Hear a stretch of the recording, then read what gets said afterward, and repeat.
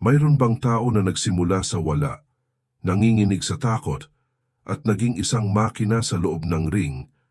Ang sagot ay oo. Pero ang kwento na ito ay hindi tungkol sa kadali-dali. Hindi ito tungkol sa himala.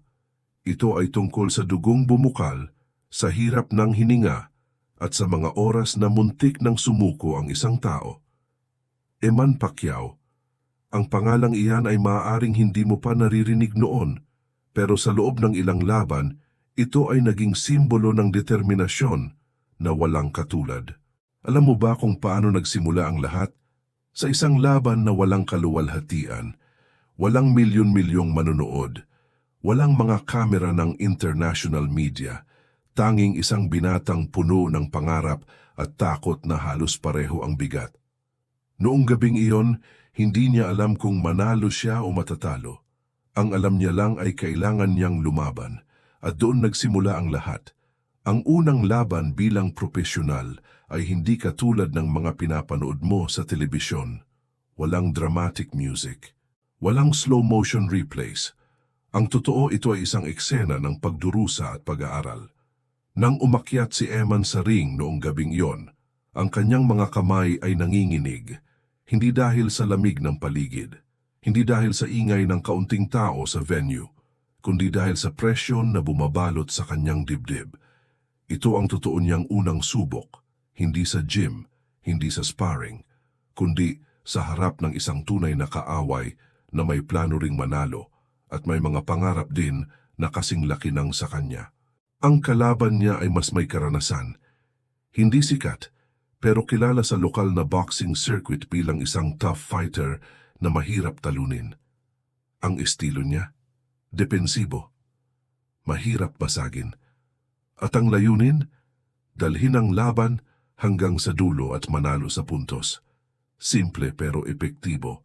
At si Eman, wala siyang mataas na reputasyon noon.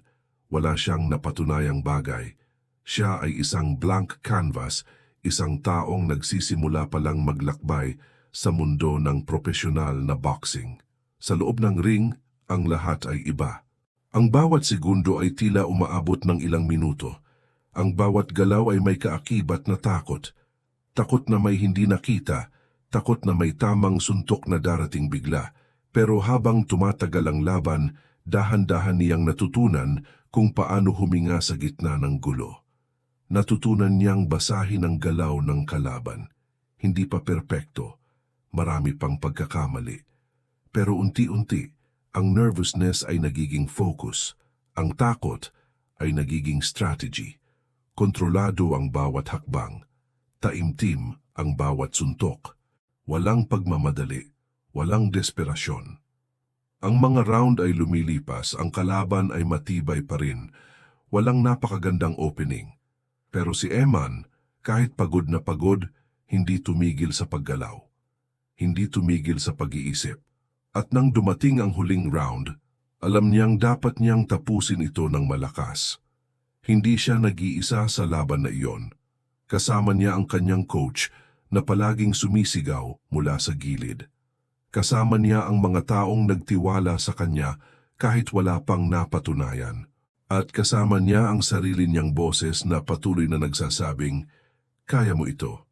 Nang matapos ang laban, hindi siya sigurado kung nanalo siya. Ang kanyang mukha ay walang ekspresyon, naghihintay lang, at nang itaas ang kanyang kamay bilang panalo, ang naramdaman niya ay hindi tuwa, hindi euphoria, kundi relief. Nakahinga siya ng malalim. Nanalo siya sa desisyon, hindi impressive, hindi nakakabilib, pero nanalo. At sa mundo ng boxing, ang unang panalo bilang propesyonal ay higit pa sa tali. Ito ay simbolo. Simbolo na kaya mo, na deserve mo, na hindi ka aksidente. Pero sa likod ng tagumpay na iyon, mayroon pa ring tanong na bumabalot sa isipan ni Eman. Tanong na hindi niya masagot noon. Kaya ba niyang manalo hindi lang sa puntos kundi sa lakas? Kaya ba niyang tapusin ang laban hindi sa huling round kundi sa kalagitnaan? Kaya ba niyang magpakita ng kapangyarihan na hindi lang teknikal kundi brutal? Ang sagot ay dumating sa kanyang ikalawang laban. At hindi iyon dumating ng banayad. Dumating ito na parang bagyong walang babala. Ang ikalawang laban ni Eman ay nagdala ng ibang klasing hamon. Kung ang una ay tungkol sa kaba at pag-a-adjust, ang pangalawa ay tungkol sa pagsubok ng kanyang lakas. Ang kalaban niya ngayon ay hindi defensibo, hindi mapagpasensya. Ito ay isang fighter na walang ibang alam kundi umatake. Mula sa unang tunog ng bell, ang lalaking ito ay sumugod na parang walang bukas. Ang kanyang mga suntok ay mabigat. Ang kanyang kilos ay walang tigil. At sa unang ilang minuto, si Eman ay naramdaman ang presyon na parang bumibigat ang mundo sa kanyang balikat. Pero iba na siya ngayon. May natutunan na siya. May napatunayan na. At sa halip na matakot, nagsimula siyang mag-isip. Nag-isip ng paraan kung paano pigilan ang bagyong ito. Ang kanyang coach ay sumigaw mula sa gilid. Sa katawan, puntirya mo ang katawan, at doon nagsimula ang laban na tunay na nagpabago sa lahat. Bawat round, sinusuntok ni Eman ang tiyan ng kanyang kalaban. Hindi malakas agad, hindi showy, pero tuloy-tuloy, consistent. At habang tumatagal ang laban, nakikita niyang ang agresibong lalaki sa harap niya ay unti-unting bumabagal. Ang dating mabilis na kamao ay naging mabagal. Ang dating matinding pressure ay naging manageable.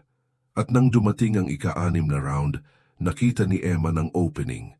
Isang clean shot sa gilid ng ulo, isang suntok na perpektong nakatime, at boom! Ang kalaban ay bumagsak, hindi agad bumangon. At nang subukan hindi na kaya TKO. Ang unang pagwawagi ni Eman sa pamamagitan ng knockout. Ang crowd ay sumigaw, hindi dahil sikat siya, kundi dahil nakita nila ang isang bagay na hindi inaasahan. Nakita nila ang isang tahimik na fighter na may lihim na kapangyarihan. Hindi lang siya technical, hindi lang siya disiplinado. Siya ay malakas, at ang lakas na iyon ay hindi aksidental. Ito ay resulta ng oras, ng training, ng sakripisyo. Pero sa kabila ng tagumpay na iyon, hindi pa tapos ang kwento. Dahil ang susunod na laban ay hindi tungkol sa lakas, hindi tungkol sa bilis, kundi tungkol sa tibay, sa mental at physical endurance. At doon, sa ikatlong laban, malalaman ni Eman kung gaano ba siya katibay. Minsan sa boxing, ang pinakamahirap na laban ay hindi ang mabilis o ang malakas. Ang pinakamahirap ay ang walang katapusan. Ang ikalawang laban ay natapos ng maaga, masaya, mabilis. Pero ang ikatlong laban, ito ay isang marathon, isang torture test. Ang kalaban ni Eman sa laban na ito ay kilala sa isang bagay, resistance. Hindi siya basta-basta bumabagsak, hindi siya basta-basta sumusuko. Ang depensya niya ay napakahusay, ang strategy niya ay simple, survive, defend, outlast. At sa loob ng labanan, naramdaman ni Eman kung gaano kahirap ang ganitong klasing kalaban. Walang malaking opening, walang perfect shot. Lahat ng suntok ay kailangan pagsikapan. Lahat ng round ay isang digmaan ng willpower. Pagdating ng ika-4 na round, ang braso ni Eman ay nananakit na. Ang binti ay nagsisimulang maging mabigat. Ang hininga ay mas mabilis kaysa dati. Pero ang laban ay patuloy. At ang kalaban, nandoon pa rin. Matatag, hindi tumitigil, hindi sumusuko. Ang coach ni Eman ay nagsalita sa pagitan ng mga round. Ito ang boxing, hindi laging fast, hindi laging exciting.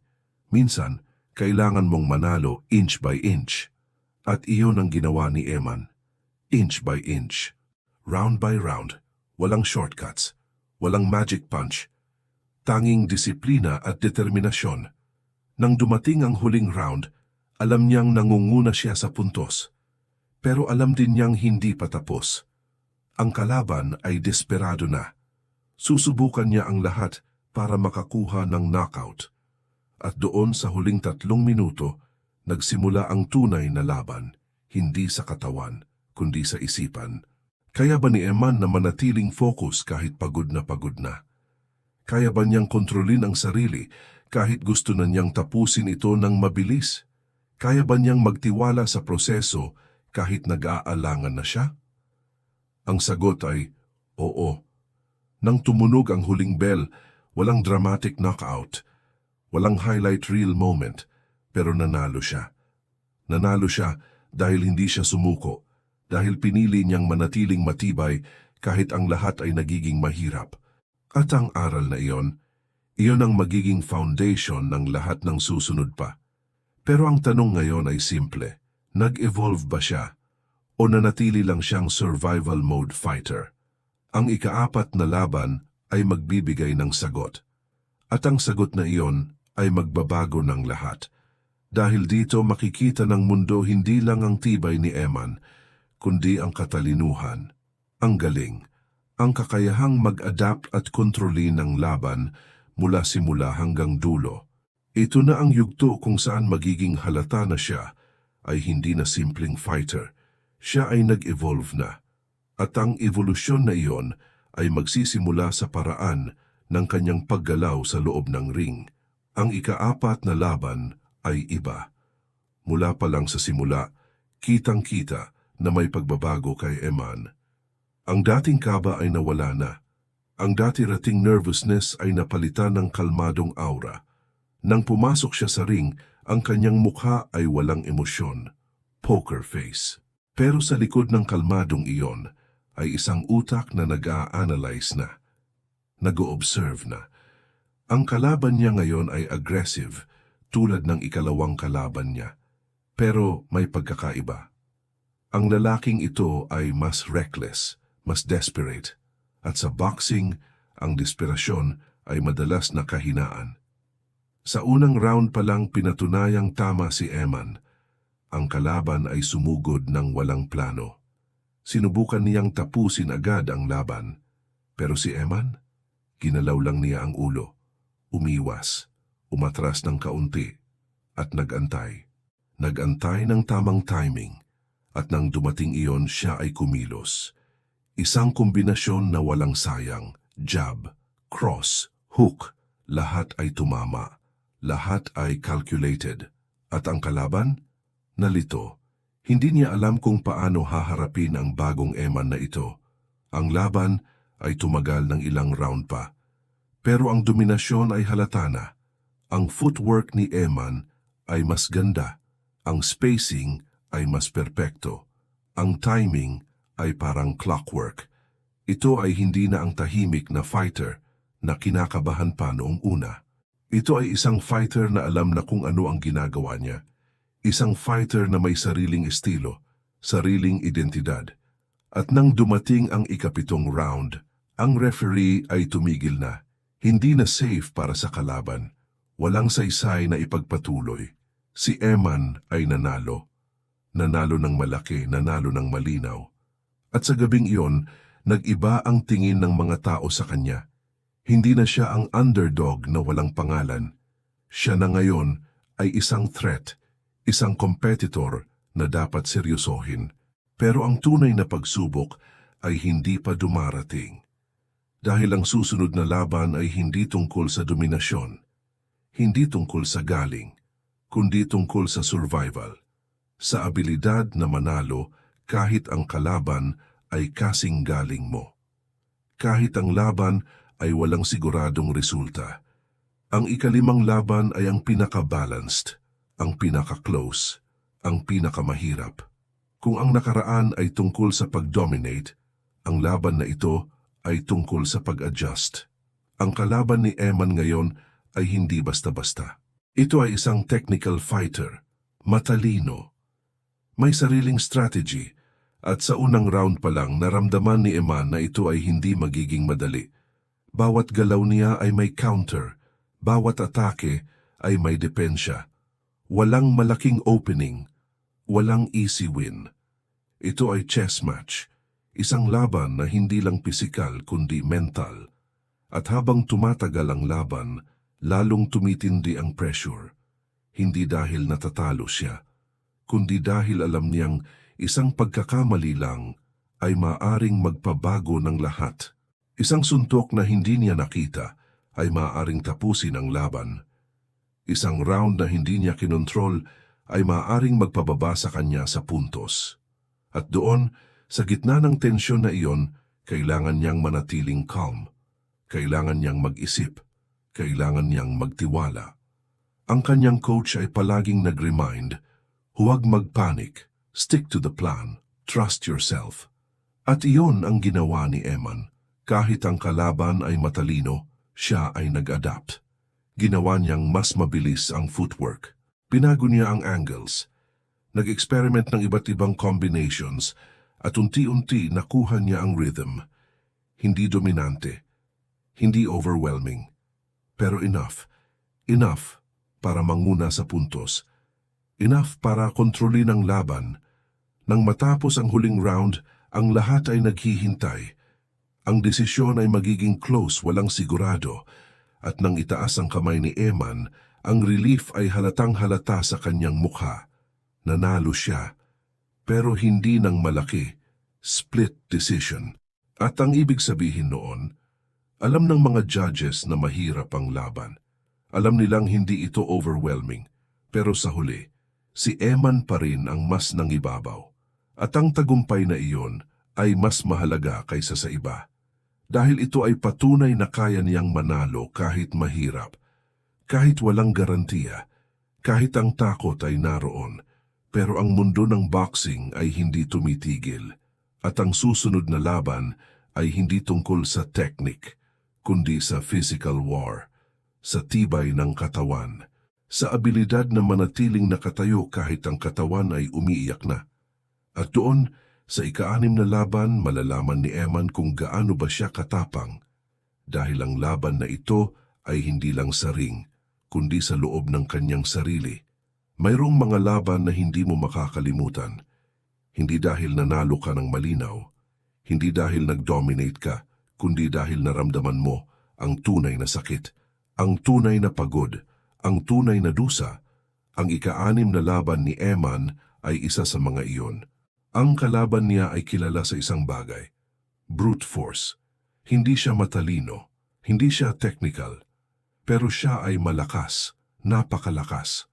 At ang strategy niya ay simple. Durugin ka physically hanggang sa wala ka ng lakas makatayo. Mula sa unang tunog ng bell, alam na ni Eman na ito ay magiging war. Walang distance control, walang fancy footwork, tanging palitan, tanging trocaction, tanging suntok mula kanan at kaliwa hanggang sa may bumagsak. Sa unang round pa lang, naramdaman ni Eman ang lakas ng kanyang kalaban. Bawat suntok ay parang mabigat na martilyo. Bawat impact ay umabot sa loob ng kanyang buto. Pero hindi siya umatras. Hindi siya nagpakita ng takot. Sumagot siya, palitan, at sa loob ng ring, ang ingay ng crowd ay naging secondary na lang. Ang tanging naririnig ni Eman ay ang kanyang sariling hininga, ang tibok ng puso, ang sakit sa katawan, at ang boses ng coach niya na nagsasabing, "Tibayan mo, huwag kang susuko." Round after round ang laban ay naging mas brutal. Walang strategy na kompleto, walang perfect plan, tanging willpower, tanging determinasyon na manatiling nakatayo. At kahit ang mukha ni Eman ay may pasana, kahit ang katawan niya ay nananakit na, hindi siya tumigil, hindi siya bumagal, dahil alam niya na kapag bumaba ang intensity, talo siya. Kapag nagpakita siya ng kahinaan, tapos na. Nang dumating ang ika-9 na round, pareho silang halos hindi na makagalaw. Pareho silang pagod, pareho silang sugatan. Pero si Eman, may natitira pa siyang lakas. Kaunti lang, pero sapat. Sapat para sa isang huling push. Isang huling combination na tumama ng husto. At ang kalaban sa wakas ay sumuko, hindi dahil knockout, kundi dahil hindi na niya kaya. Ang referee ay pumagitna. Tapos na. At si Eman, sa kabila ng tagumpay, ay hindi sumigaw, hindi nag-celebrate. Umupo lang siya sa corner at huminga ng malalim. Alam niyang nanalo siya, pero alam din niyang binayaran niya ito ng mahal. Ang katawan niya ay wasak, ang mukha ay puno ng pasa, pero ang kampeon ay nananatiling nakatayo. At ang aral na natanggap niya sa laban na iyon, ito, ang boxing ay hindi laging tungkol sa galing. Minsan ito ay tungkol sa kung sino ang mas willing magdusa, kung sino ang mas willing manatili kahit ang lahat ay umiiyak na. Ngunit ang tanong ay nananatili, makakabawi ba siya mula sa laban na iyon? Makaka-recover ba siya physically at mentally? O ang laban na iyon ay magiging simula ng downfall? Ang sagot ay nasa ikapitong laban. At ang laban na iyon ay magpapakita kung ano ang tunay na ibig sabihin ng maturity sa boxing. Dahil sa laban na ito, hindi na kailangan ng brutality, hindi na kailangan ng desperasyon, kailangan lang ng control, ng patience, ng mastery. Pagkatapos ng ika-6 na laban, maraming nagtanong, kaya pa ba ni Eman? Nabago ba siya ng laban na iyon? Nawala na ba ang sharpness niya dahil sa physical war? Pero ang mga tanong na iyon ay nasagot ng mabilis. Dahil sa ikapitong laban, ipinakita ni Eman ang isang bagay na hindi niya naipakita noon. Complete control.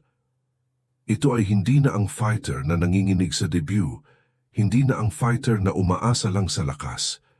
Ito ay isang mature, experienced, at confident boxer. Ang kalaban niya sa laban na ito ay walang obvious weakness, kumpleto. May depensya, may atake, may utak, pero si Eman, mas kumpleto. Mula sa unang round, kitang-kita ang pagkakaiba. Ang footwork ni Eman ay parang sayaw. Ang timing ay perpekto. Ang distansya ay kontrolado. Walang sayang na galaw. Walang sayang na energy. Bawat suntok ay may layunin. Bawat hakbang ay may dahilan. At ang kalaban, kahit kumpleto, ay walang magawa. Hindi dahil mahina siya, kundi dahil si Eman ay nasa ibang level na. Ang laban ay umabot ng full duration. Walang knockout, walang stoppage, pero ang dominasyon ay crystal clear. Ang judges ay nag-score ng unanimous decision para kay Eman, at sa gabing iyon, natapos ang pagdududa. Natapos ang tanong kung kaya pa niya. Dahil pinatunayan niya, hindi lang sa iba, kundi sa sarili niya, na siya ay hindi accidental champion, siya ay legitimate. Pero ang buhay ng isang boxer ay hindi laging puro tagumpay. At kahit gaano kagaling si Eman, darating ang araw na hindi siya mananalo. Darating ang araw na ang lahat ng effort ay hindi sapat. At ang araw na iyon ay dumating sa kanyang ika-8 laban. Ang laban na hindi niya nasaktan, ang laban na nag-iwan ng malaking marka sa kanyang karera. Ang empate ay isa sa pinaka-frustrating na resulta sa boxing. Hindi ka nanalo, pero hindi ka rin natalo. Nandoon ka lang sa gitna. Uncertain. Unclear. At para kay Eman, ang laban na ito ay nagdulot ng ganong klasing pakiramdam. Ang kalaban ay may parehong level, parehas ng diskarte, parehas ng tibay, at sa loob ng laban walang clear na dominante. Bawat round ay arguable, bawat exchange ay balanced. Walang malaking moment, walang game-changing punch, tanging isang mahabang chess match na walang nanalo. Nang matapos ang laban, si Eman ay naghintay. Confident pa rin, pero sa loob-loob niya may kaunting duda. At nang marinig ang resulta, draw, hindi siya galit. Hindi siya disappointed, kundi thoughtful. Nag-isip siya. Hiniling niya sa sarili, ano pa ang kulang, ano pa ang kailangan? Bakit hindi ko na-control ang laban na iyon? At ang mga tanong na iyon ay naging motivation. Hindi siya sumuko, hindi siya nag-doubt sa sarili. Ginawa niyang fuel ang frustration at bumalik siya sa gym. Mas determined, mas focused. Dahil alam niyang ang draw ay hindi end. Ito ay lesson. Lesson na kahit gaano ka kagaling, may mga araw na hindi mo kontrolado ang lahat. At okay lang iyon, basta bumalik ka, basta mag-improve ka. Basta patuloy kang lumalaban. Ngayon tingnan natin ang kabuuan, 7 panalo, walang talo, 1 draw. Ang record na yan ay hindi perfect. Pero ito ay totoo. Ito ay reflection ng isang tunay na boxer na dumaan sa lahat. Sa takot, sa sakit, sa pagod, sa frustration. At sa kabila ng lahat, patuloy na nakatayo. Ang pinakamahirap na hamon para kay Eman, hindi physical, kundi psychological. Ang pressure na manalo, ang takot na matalo, ang burden ng expectation. Pero sa bawat laban, natututo siya. Sa bawat laban, lumalaki siya. At sa huli, ang legacy ni Eman ay hindi nasusukat lang sa bilang ng panalo, kundi sa paraan niya ng paglaban, sa dedikasyon, sa respeto sa laban, sa tibay ng loob. At ang tanong na nag-iiwan tayo ngayon ay ito, ano ang susunod para kay Eman? Paano niya itutuloy ang journey? Ano ang magiging legacy niya sa mundo ng boxing? Ang mga sagot ay hindi pa natin alam, pero ang isa ay sigurado. Ang kwento ni Eman Pacquiao ay hindi pa tapos. At ang susunod na kabanata, maaring mas epic pa sa lahat ng nauna.